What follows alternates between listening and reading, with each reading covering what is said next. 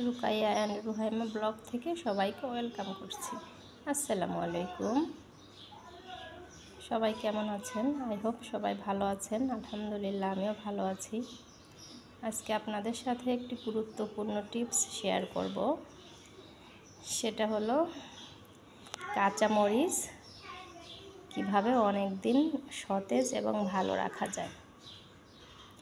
টিপসটা আমি বেশ কিছুদিন আগেও শেয়ার করেছিলাম, ভাবলাম আবার আপনাদের সাথে একটু শেয়ার করি।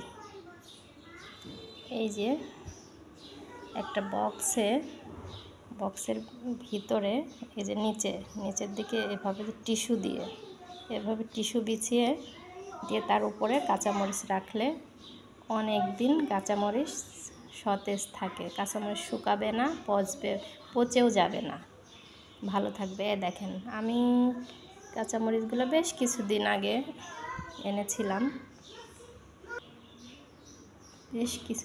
কেনা।